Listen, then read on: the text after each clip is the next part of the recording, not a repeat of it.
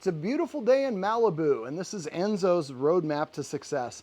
Now, Enzo is about a 12 or 13-year-old Maltese. He lives with 4 or 5 other Malteses, or is a Maltese, it's a very excitable group. Now, he has some reactivity issues around some people, including a wonderful woman named Patience who helps out here at the house.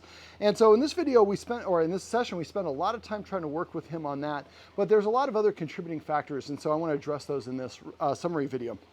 So I think that all of the dogs would benefit by a little bit more exercise. They get the other dogs, they get to play with each other. And while play is great, I want the dogs to play at a certain energy level. I don't want them to play past 50% or halfway point of their energy range. That's usually when fights and mistakes and things are going to happen. And so even if the dogs are having a good time, make sure you give them what we like to call the treat out.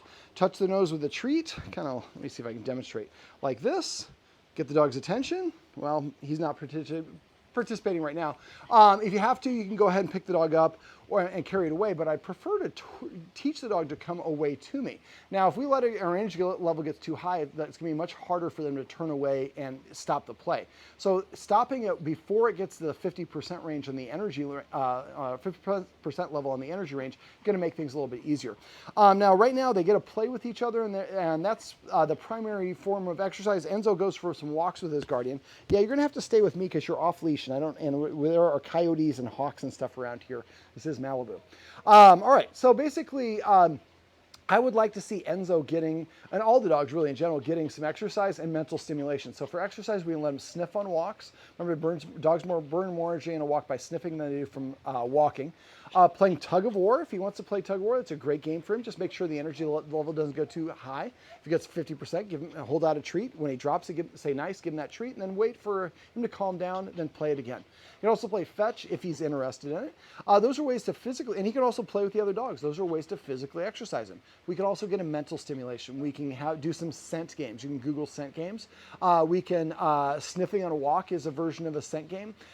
We can also feed him out of a snuffle mat or treat dispensing toys and puzzles. I would recommend half of the food comes out of a snuffle mat, the other half comes out of a different toy each meal. So you get about 4 or 5 different toys, balls and blocks and weeble wobbles and different things along those lines. So each meal, he gets half of it through a snuffle mat, which makes him work for his food, so he burns energy. It also boosts his confidence because he's earning his food versus giving it to him. And then he nudges the ball around or whatever the other toy is for the rest of his food. This is a nice way of sneaking in some exercise. We can also do some training with him. Training is a great way to burn some energy. He only knows a couple of tricks, and so teaching him new tricks not only is going to boost his confidence, gives you different ways of redirecting his attention and getting him to do something else instead of focusing on barking at the boogeyman. We can also do, let me see, what else can we do? Lick mats and Kongs filled with peanut butter are great ways to burn energy because well, they release endorphins and burn energy because he's trying to get that peanut butter out of the lick mat. You can use the other stuff. I like peanut butter. I know that there's not always the greatest stuff in peanut butter, but for dogs, they really like it. They're very, the whole point of this is we want to release the endorphins, give them something to do. Remember, if they get diarrhea, you can use canned pumpkin or a little bit of cottage cheese. Also, petting on his chest right here in a slow circle can be calming and relaxing for dogs. And one thing you guys might want to look into, there's a book called The T-Touch. Or the Tellington Touch. There's a woman who basically wrote a book on acupressure, how to pet your dog in ways that can help it calm down. So those things might be beneficial. Getting back to the exercise and mental stimulation, the idea is to get them an alternating either some exercise or mental stimulation every couple of hours. We also can use exercise to set the dogs up for success.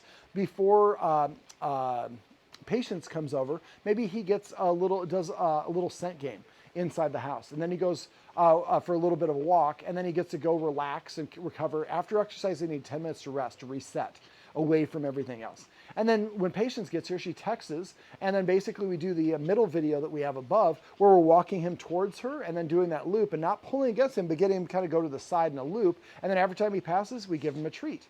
Now we can also, and that'll really set him up for success. And I've got a whole bunch of stuff for Patience we're going to talk about here in a minute. I want to kind of put that in its own little section. But exercising him before the lawn people come over, before you're going to take him out or do anything that he's going to be reactive of, if we can exercise him a little bit ahead of time, that can really be beneficial. I think he would also benefit from having an adapt fill collar. It's a collar that releases some pheromones that are calming. You can also get composure. That's like a mother's milk, kind of a vitamin you can get on Amazon or Chewy or different places. And that's calming. It takes about 30 minutes to take effect and either lasts 4 or 8 hours depending on the dosage. So if you get him if we get him some exercise and then get him a chance to recover and he's wearing the pheromone collar and we give him the adapt fill 30 minutes before patience arrives, well, we've done several things to set him up for success. Let me see. We also went over the importance of rules and structure. The dogs basically don't have any rules, and so they're a little bit confused as to what it is that they can do to gain their guardian's attention. I'm going to check and make sure this is still recording. Yes, it is. All right. My phone used to stop recording when I got a call. So basically, if the dogs don't have any practice at self-restraint or self-governance, it's hard for them to stop barking at someone or freaking out when the bird's overhead or whatever the case may be. So I went over, maybe the dog has to sit before we open the door to let it out the door. That's really a pre-mac. Or having it sit before I put the collar on or the leash on. Sit before I prepare your food. Sit before I'm going to pet you. We're going to talk about petting with a purpose in a second. But also not letting him go and sit next to one of the other dogs if he's challenging for their food. Now, some dogs can eat together and it's not a challenge. But if one dog is eating and another dog just goes and sits or stands next to him, they're probably trying to intimidate them. That I wouldn't allow. So some of the rules I have is I don't let dogs be in the kitchen when I'm preparing food or around 7 feet around me if I'm eating or anybody else or around the other dogs. Unless he can eat with the other dogs and they're comfortable with it, then that's fine. That's a different sort of scenario. What I'm looking for is him to practice some self-restraint because he doesn't have any practice. Right now he wants and he doesn't know how to process it, so he whimpers and whines and barks and manifests that way. We want him to actually learn to do other things. So if we want to let him outside, we tell him to sit one time. If he sits, then we open the door. If he doesn't sit, then we sit down ourselves and we wait 1 minute, then we go back and tell him to sit again. We're only going to say commands one time, or what I like to refer to as a cue. If he doesn't sit within the 2 seconds of me giving him the cue, then he doesn't get the reward of the door opening. He's not punished, he's not corrected, but he doesn't get what he wants, and that will make him more motivated to sit the next time, provided he knows how to sit. Now, a lot of people, like I said, if the dog's overstimulated, they think that the dog is being disobedient by not sitting.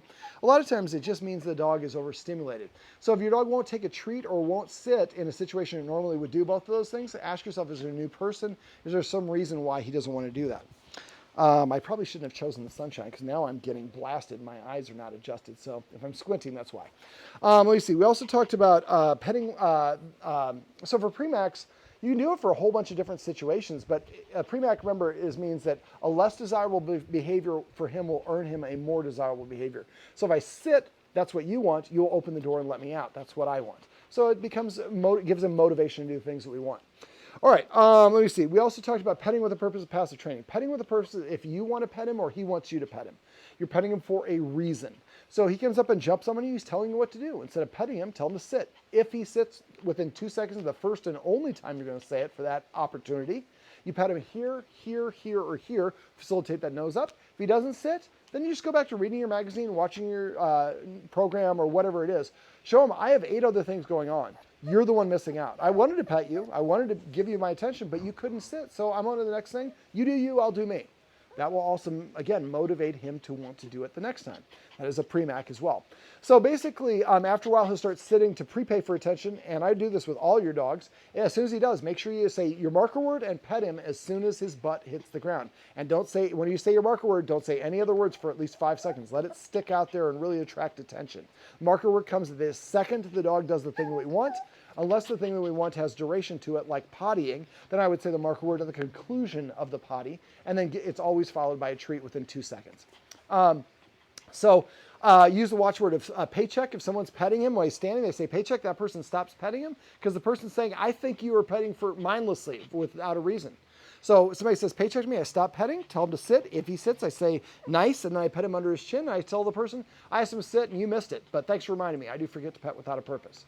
The companion to that is what I call celebrating. I actually call it passive training. Trainers often refer to it as capturing. Capturing is rewarding him for the actions that he does that we like, that he does on his own without us asking him for it. So every time he comes to us, we should say nice and pet him. Every time his butt hits the ground, nice and pet him. Every time he lays down, nice and pet him.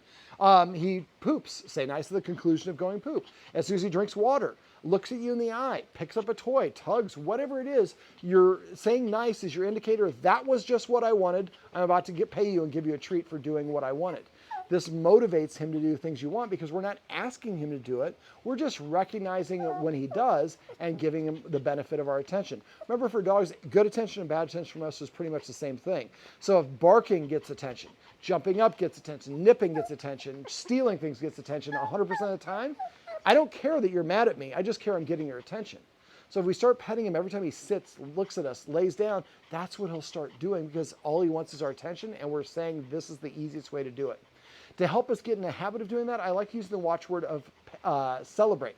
Celebrate means you're missing an opportunity to pet the dog. So if somebody says celebrate to me, I just say my marker word and then start petting him as fast as I can. Don't reach for a treat. You're already too late. So if he just stand at my feet and somebody says celebrate, I would say yes and start in his case, nice, and start petting him. I don't need to know why it is. Somebody else saw it.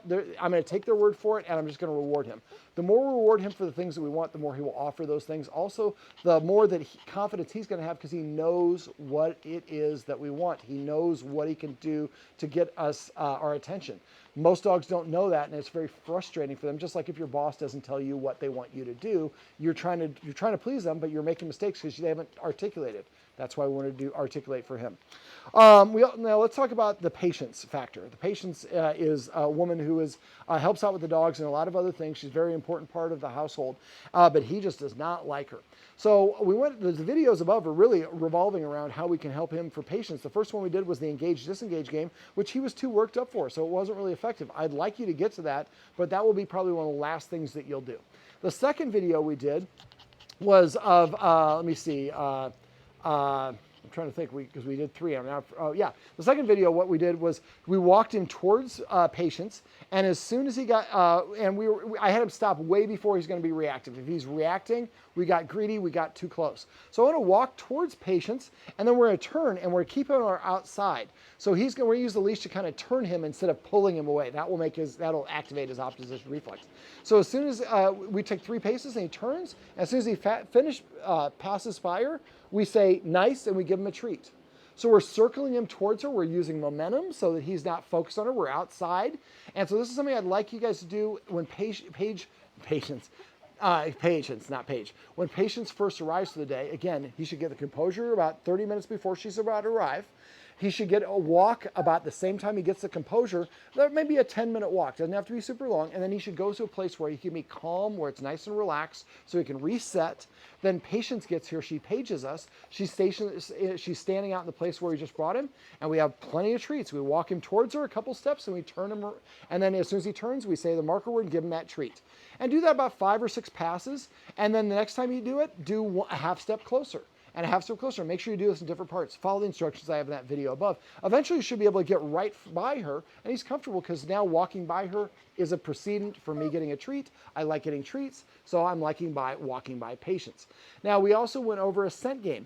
I basically met my puppy Quest before I actually got him because I took a rag, I rubbed it all over my body, I put it in a Ziploc bag, and I sent it to his breeder with my treats. With the second video above, or I third the video above, is showing how to do that. So I'd like you to do that when Patience is not here. So remember, say Patience, let him sniff it, don't put it in his face, make him lean towards it. As soon as he sniffs it, say nice, then pull it away and give him a treat. And then just repeat that about 6 to 12 treats or so.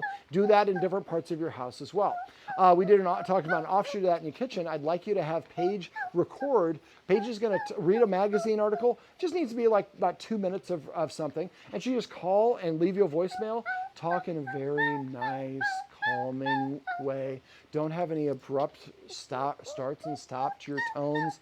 Don't overly excite it and don't overly slow it down. Just talk like this in a nice, soothing tone. And you could just read a magazine article. It could be talking about fireworks are very disturbing for dogs. But if I read it in a very calming way, the dog is going to be calmed. So we can then have that recording available and play that while he is eating his food, preferably through a snuffle mat. And so now while he's eating, he's getting a positive reinforcer while he's hearing her voice, but she's not there. And after a while, we can play it a little bit louder volume, a little bit louder volume, a little bit louder volume. We want to keep on cranking that up until eventually it sounds like Paige is screaming in a very calm way through that voicemail, and he's eating his food, and we've created a classically conditioned response. Now, after we start making some progress, I would like to see patients taking him out for a walk. Now, at first, what I'd like to have patients do is have one of the other dogs on a walk with Enzo's primary guardian behind him, walking him on a leash. Patients and the other Maltese is going to be in front. And then he's going to be however many steps behind he needs to be without him barking at her. And the guardian, his guardian, could have him treats and give him treats, and that's a good indication if he won't take the treat, we're too close. So at first, you might have to be 25, 40 yards away. That's okay. But gradually, you should be able to start collapsing at distance, but do it very progressively, a little bit each time. And after we get to the point where we can be walking, where patients and the other dog is just right in front of us, well, then we're probably ready to start walking patients, having patients walk him. Now, he's got a harness, which you should for little dogs and dogs with fear issues, because collar can make them feel stressed. And what I like to have 2 leashes. So like the leashes will be from a V. So if I'm his primary guardian, I'm going to have a leash here, and it's going to go here. The other leash the patient is going to have is going to go here. So she's going to be holding a leash, but he wants to nip and run at her. If he's running and nipping at her, that's not going to be productive. He's practicing that behavior. That's where we're going to work on these other things to the point and go through the walking where she's in front until she can be just right in front and he's not reacting. He's at this point become associated and calm with her presence. Then we can, after that walk, or in lieu of that walk, we can walk together. And eventually I'd like to work up to the point where patients can walk him by herself. We might not be able to get there right away. It might take several weeks, and that's okay. Remember, our goal is the end result of the behavior from him, not to get there in a hurry. And he's going to ebb and flow. He's going to have days where he does better and days where he doesn't do as well. That's okay. Just keep at it, be positive, and make sure you keep these interactions short, successful. The last repetition is the most important because that's the memory engram that's going to be closest to him that he's going to be referencing. So if the last repetition was him barking and freaking out, then that's what he was remembering and dwelling on. So we always want to end on a positive, and he does have a negative association with patients. After he's calmed down, I'd like to come back and try to recreate that situation if we can, but with enough of a distance so he's not reacting. Now, one other thing I'd like him to do with patients while she's here is get a lick mat, put the peanut butter on it. You might have to use the long hallway that you have, or use putting him in an X pen. We prefer not to have him restrained because restraint, like I said, can cause some problems. So we have that lick mat with peanut butter. Patients is sitting on the floor sideways. So this maybe we give patients 5 minutes, 10 minutes to take a break. She can be on her phone, texting her friends. Patients just needs to not have any big movements and preferably not be talking.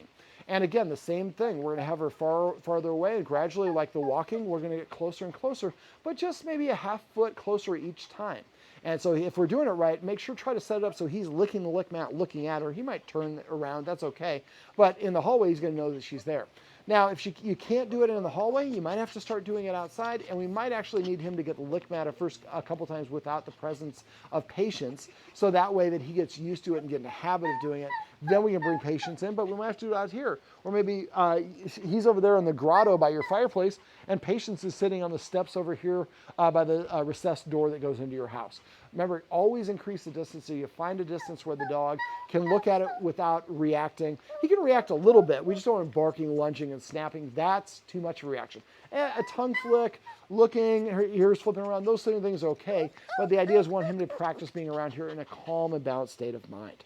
And again, exercising him ahead of time will set that up. Using composure will help set that up, and all the rest of those things. Let me see. This is usually when I ask, is there anything else that I should go over? But the guardians are inside. So practice this stuff. If you have any questions or any problems or things stop working, stop and text me right away. I'll be mad at you if they don't work and you just stop doing them. Adjustments are needed. The guardians here understand probably better than most guardians that it's a process, and sometimes we need to adjust things, and so I'm here for you.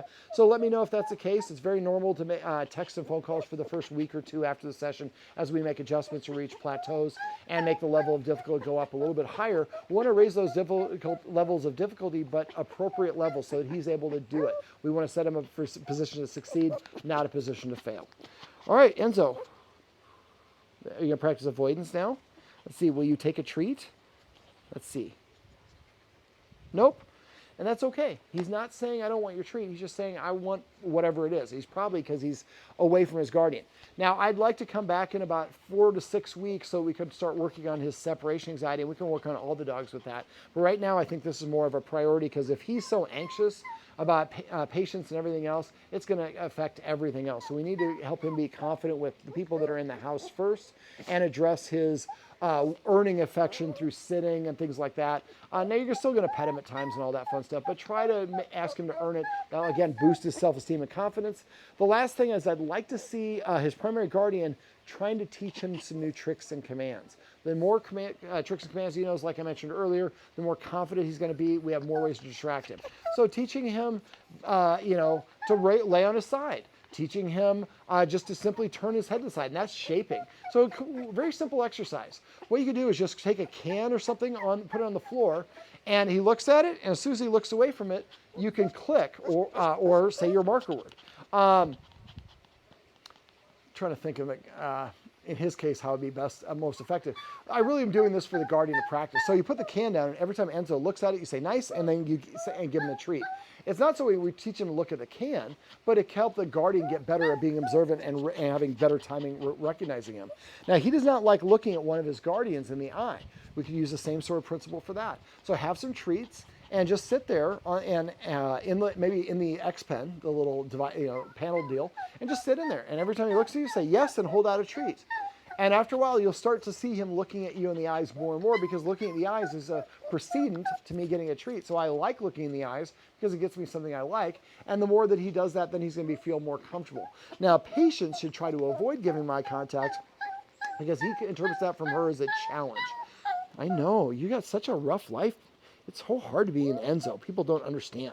One other little thing just I noticed, the guardians like to keep his paws nice, and you see they're nice and pristine white. Well, sometimes he walks out, it's Malibu. It's dry out here in California, so there's a lot of dust and dirt that he gets on his paws. And when his guardians were wiping the paws down, he was kind of nipping at the guardian's hands when he was doing that. We should make this into a positive, into a game. So what I'd like you to do is when he's nice and calm and relaxed, get just a regular paper towel and just go touch the bottom of his foot with it and then give him a treat at a time where he will take a treat and he's not around patients, so he's nice and relaxed. And then brush the other one and then give him a treat. Brush the bottom one, give him a treat. After a while, he'll be like, can I get a mani-pedi? Because that gets me a treat. But we're doing it without him having the dirt on his foot. He's not overly tired. Patience isn't around. There's no reason for him to be reactive. And we just get him used to that activity. And I want you to think of this as a principle or a construct for everything. Anything he reacts to, ask yourself, how can I make this easier? How can I make it more of a classroom environment? Oh, that's a good shake it off. And then basically help him practice the behavior in that easy version. We did that in the engage-disengage game, or after I think we shot the video. What we did is we moved to a different place, and I just had him looking in that direction, and we said nice and gave him a treat. Patience wasn't there at first, and once we got him looking there more, because every time I look over here, he'd give me a treat. Well, then after he got used to it, we had Patience come out. Now, Patience wasn't moving. Dogs' eyes are very programmed to look for movement. So if you're just standing there, he might not see it, but if you move your arm, he'll see it or you speak. So what we want when we're doing that game, him to actually be aware of the fact that Patience is there. But for now, let's just work on the scent and the auditory of her voice and then the sight of her while I have a lick mat and she's far at the end of the hallway and I'm in the exercise pen, so I can kind of do what I want. But again, if he's reacting, barking, not going after the lick mat, then we have him too close.